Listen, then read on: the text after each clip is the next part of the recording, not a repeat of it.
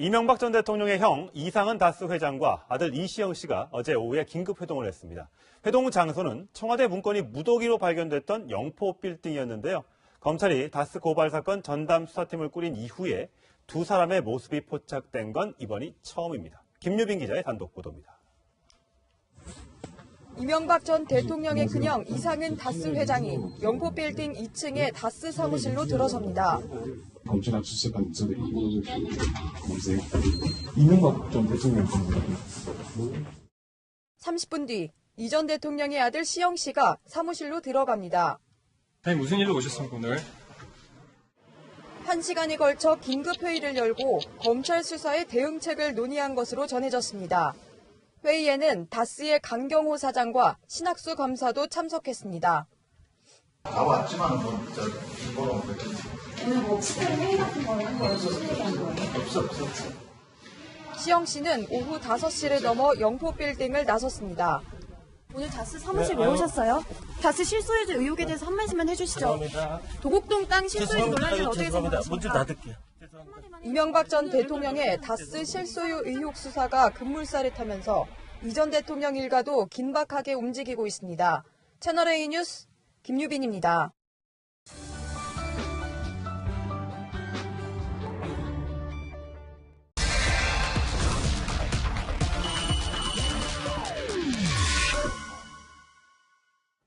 속으론 울어도 겉으론 웃어야 되는 사람들, 바로 감정 노동자들입니다. 대표적인 감정 노동자가 바로 콜센터 상담원들인데요. 직접 상담원이 돼서 2박 3일 동안 감정 노동을 체험한 김예지 기자가 나와 있습니다. 안녕하십니까? 자, 민원 전화 직접 받았다는데 어떤 내용들이었습니까? 네, 제가 일했던 곳은 경기도 도정 전반에 대한 민원과 문의사항을 처리하는 120 경기 콜센터였는데요. 예. 이틀 동안 약식 교육을 받고 업무에 투입됐습니다. 처음 전화 상담 부스에 앉았을 때 정말 많이 떨렸는데요.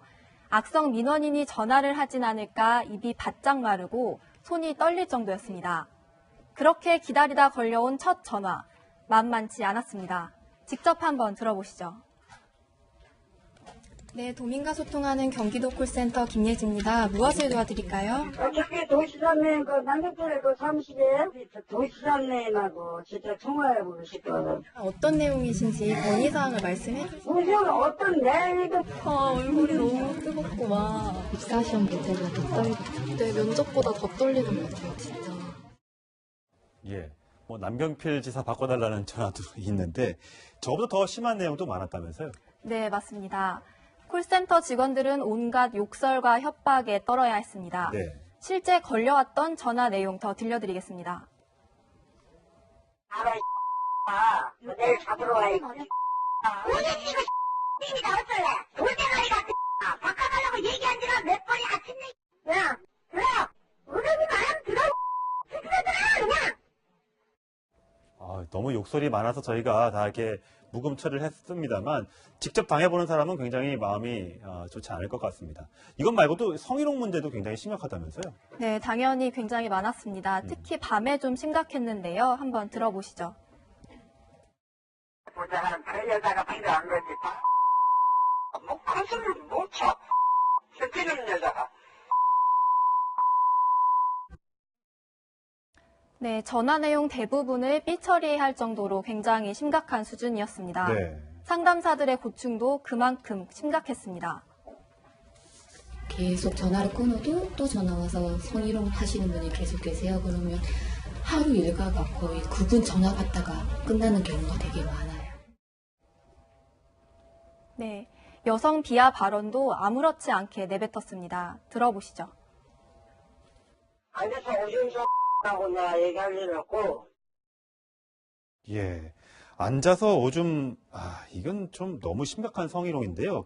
이런 걸 매일같이 듣는 상담사들은 정말 이 정신이 굉장히 좀 많이 심적으로 좀 피곤할 것 같고 안 될 것 같은데 어떻습니까?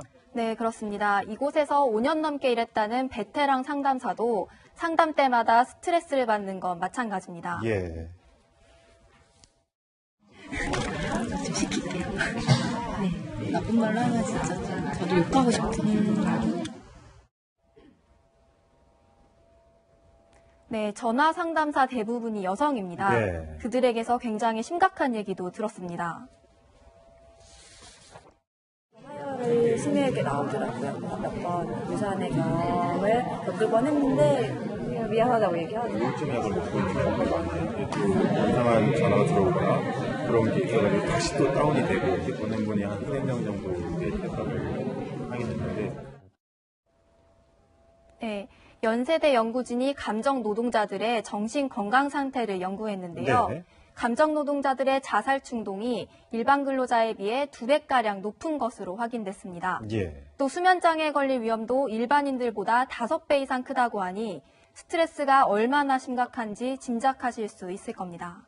네, 상담원들이 무슨 죄인도 아니고 저렇게 성희롱을 듣고 욕을 먹고 이러면 좀 무슨 대책이라도 좀 세워야 되는 거 아닙니까? 네, 맞습니다.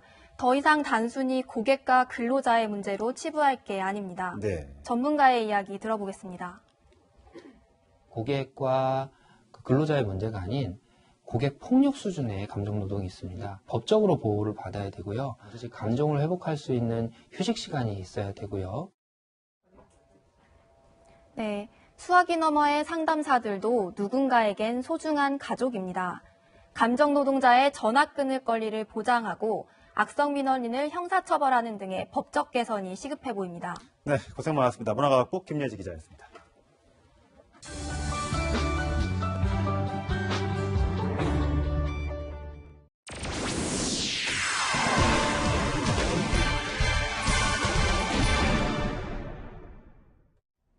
이 선생님한테 성추행 당했어요. 강제로 술 마시자. 2005년 영화인데요. 여자 교생이 남자 선생님으로부터 성추행을 당해서 학교에 알리는 그런 영화입니다. 13년이나 지났지만 현실은 크게 나아진 게 없는 듯합니다. 서지현 검사와 최영미 시인의 폭로로 검찰과 문학계의 성폭력 문제가 수면 위로 올라왔습니다. 영화계도 예외는 아닙니다.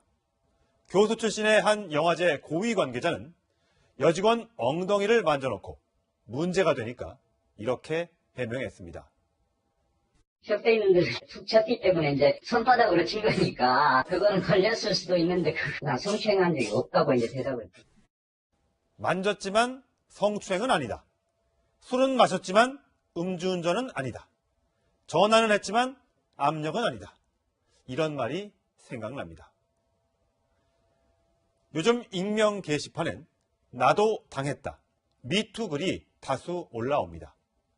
하지만 부하 직원이라서 거래처 갑을 관계여서 나만 불이익을 당할까봐 항의하지 못했다는 글이 아주 많습니다. 이렇게요. 한복을 곱게 차려입은 인공지능 AI 로봇 소피아입니다. 지능도 높고요. 농담도 하고요. 결정적으로 문재인 대통령도 압니다. Do you know the President Moon Jae-in? Yes, of course. He is a powerful and articulate man, a great leader of a great country. I wish to have a chance to meet him. IQ는 지능지수, 그리고 EQ는 감성지수, LQ는 뭔지 아십니까? 바로 사랑지수입니다. 중국 최대의 전자상거래 업체인 알리바바 그룹의 마윈 회장은 인공지능과 경쟁해서 이기려는 건 어리석은 짓이다. 그러면서 성공하고 싶다면 EQ 지수를 높이고 존경받고 싶다면 LQ를 높여라고 말했습니다. LQ 높이는 법. 남을 배려할 때 올라가고요. 나쁜 손의 터치로는, 가벼운 입의 성적 농담으로는, 음흉한 눈빛의 시선으로는 절대 올릴 수 없습니다. 천상철의 시선입니다.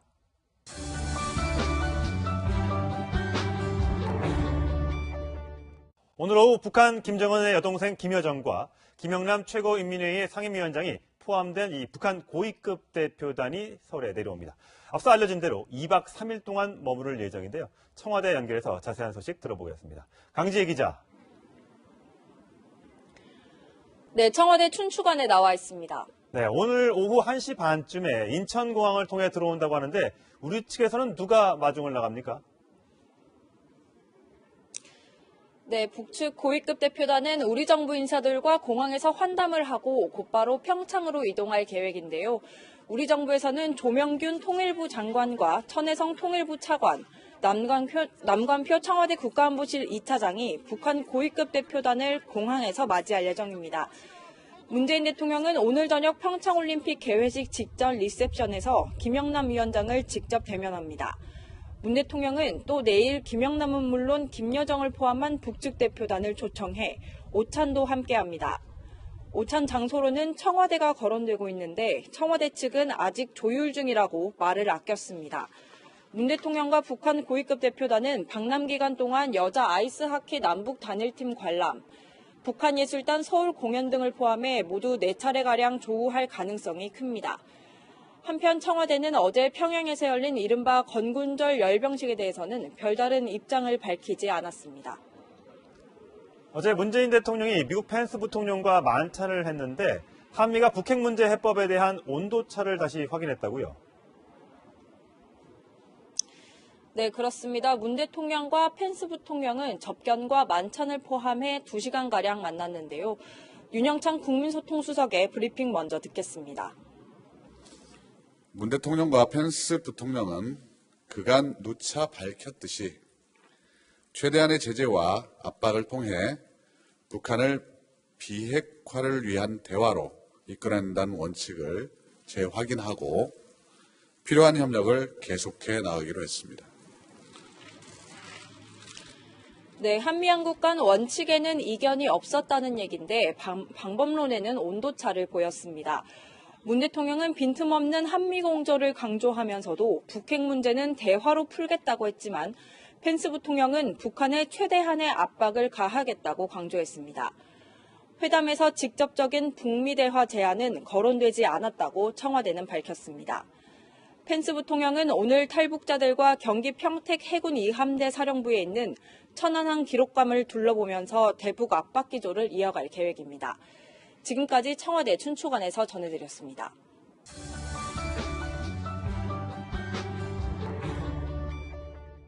이 내용 취재한 사회부 김유빈 기자 나왔습니다. 안녕하십니까?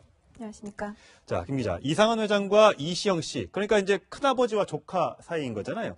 다스 전담 수사팀이 꾸려진 이후에 처음으로 포착이 됐다고요? 네, 그렇습니다. 검찰은 다스 관계자들을 지금 줄줄이 소환하고 있는데요. 네.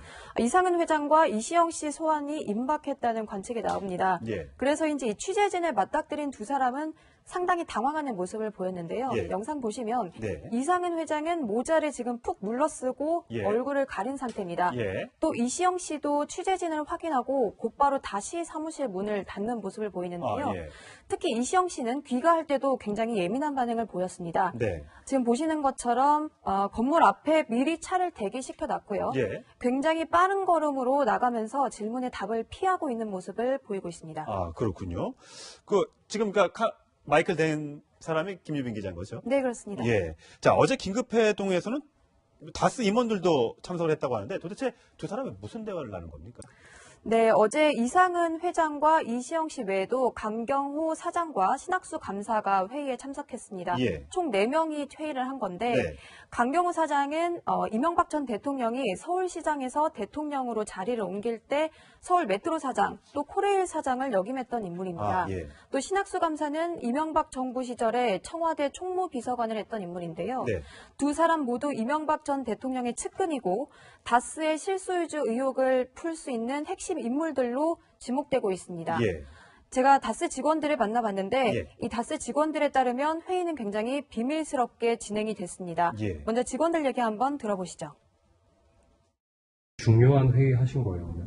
그다음에 문을 다 닫아요. 조용, 엿들을 그런 것도 아니고. 매번 주기적으로 혹시 보시죠?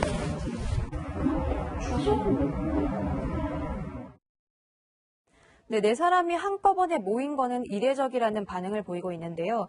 최근에 다스 실소유주 의혹에 대해서 검찰 수사가 긴박하게 돌아가고 있지 않습니까? 예. 때문에 이 대책 마련을 위해서 긴급 회동을 한 것으로 풀이됩니다. 네, 이명박 전 대통령에 대한 수사는 크게 두 가지인 거죠. 특활비 수사와 이 다스는 누구, 다스 소유주. 네, 그렇습니다. 자, 어제는 다스와 관련해서 검찰이 삼성전자를 압수수색했다는데 이유가 뭡니까?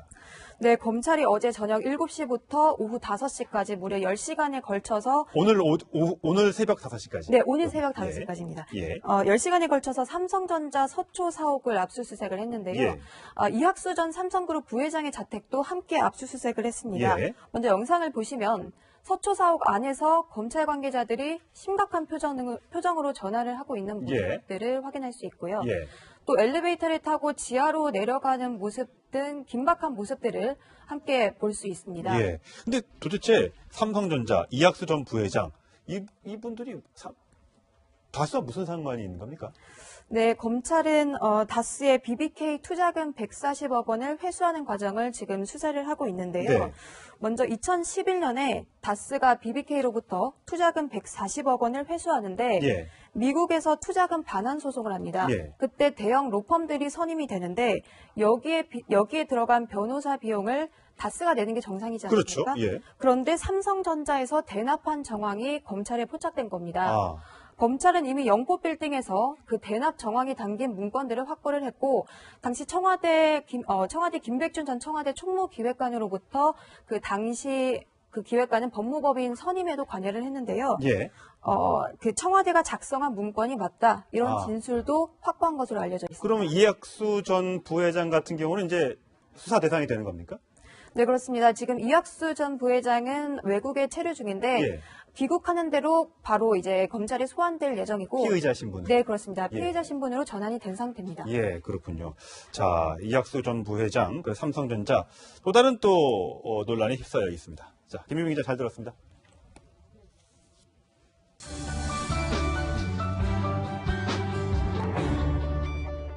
한편 미국에 있는 트럼프 대통령은 또 북한 인권을 거론하면서 간접적으로 북한을 압박했습니다. 국제부 연결하겠습니다. 조아라 기자. 네, 국제부입니다. 자, 트럼프 대통령이 탈북자 지성호 씨를 또 언급했다고요? 네, 그렇습니다. 트럼프 대통령이 현지 시간으로 오전 8일 열린 국가조찬 기도회에서 목발 탈북으로 유명한 지성호 씨의 이야기를 다시 한번 언급하면서 지 씨를 희망의 상징이라고 말했는데요. 첫 국정연설 이후 탈북자 8명을 백악관으로 초청한 데 이어서 이번 조찬 기도회까지 열흘새 3번이나 지성호 씨를 언급한 겁니다. 트럼프는 그러면서 미국은 고통받는 모든 이들과 함께할 것이라고 말해 인권 문제를 지렛대로 북한을 압박했습니다. 이어 오후에는 주한미군 철수와 김정은 정권 교체를 놓고 미중 간 빅딜설을 주장했던 헨리 키신저 전 국무장관과 면담을 가졌는데요. 트럼프가 계속 북한 인권을 거론하는 것이 군사 옵션을 위한 명분 쌓기 아니냐는 분석도 나오고 있습니다. 네, 오늘 오후 북한 고위급 대표단의 방남을 놓고 해외 언론들은 어떤 반응을 내놓고 있습니까? 네, 유엔이 북한의 대중을 통제하는 핵심 인물이라는 이유로 제재 명단에 포함했던 최휘 북한 체육지도위원장에 대한 제재 면제를 한시적으로 승인을 했는데요. 이에 따라 최휘를 비롯한 김영남 최고인민회의 위원장과 김정은의 동생 김여정의 오늘 방남에는 문제가 없을 것으로 보입니다. 특히 해외 언론들은 김여정에 주목을 했는데요. 북한 지도부 웹사이트를 운영하는 마이클 매드는 김여정에 대해서 세라 허커비 샌더스 백악관 대변인과 존 켈리 비서실장, 그리고 트럼프의 딸 이방카와 연설문을 쓰는 누군가를 섞어놓은 인물이라고 표현을 했습니다. 북한에서 선전 활동을 하는 김여정의 역할을 우회적으로 표현한 겁니다. 네, 북한이 이런 이제 대북 압박을 의식해서 그런지 어제 열린 열병식 규모를 의도적으로 축소했다는 평가가 나오고 있다면서요. 네, 그렇습니다. 이번 열병식은 지난해 4월 김일성 생일 105주년을 기념해 열린 열병식보다 규모가 3분의 1 정도 축소가 됐습니다. 북한의 대륙간 탄도미사일 화성 15형 등 전략 무기들이 대거 등장하긴 했지만 이 잠수함 발사 탄도미사일 북극성 3형 같은 신형 무기들은 없었습니다. 특히 북한은 김정은 집권 이후에 이 열병식을 계속 생중계로 보도해 왔는데요. 이번에는 오전에 열병식이 열린 이후에 오후 5시 반이 돼서야 열병식을 녹화로 중계했습니다. 이 북한이 국제사회의 따가운 시선을 의식하고 있다고 볼 수밖에 없는 부분입니다. 지금까지 국제부에서 전해드렸습니다.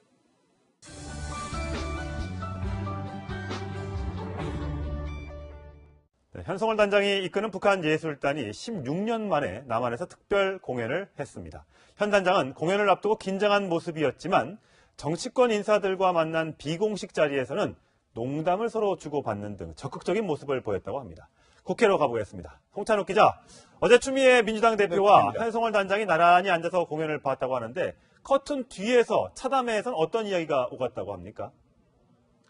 네, 어제 추미애 대표 등 일부 더불어민주당 의원들은 주최 측의 초청을 받아서 삼지연 관현악 등의 공연을 강릉에서 관람을 했습니다.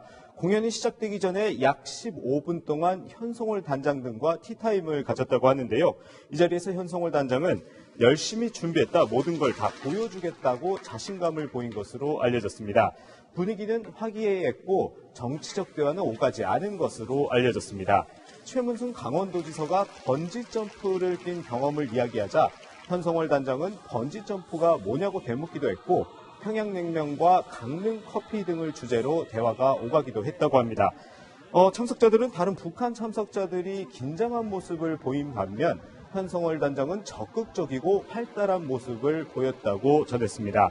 강릉이 지역구인 권성동 자유한국당 의원도 초청을 받긴 했지만 평창올림픽이 북한의 체제 선전장으로 전락할 우려가 있다고 불참했습니다. 지금까지 국회에서 전해드렸습니다.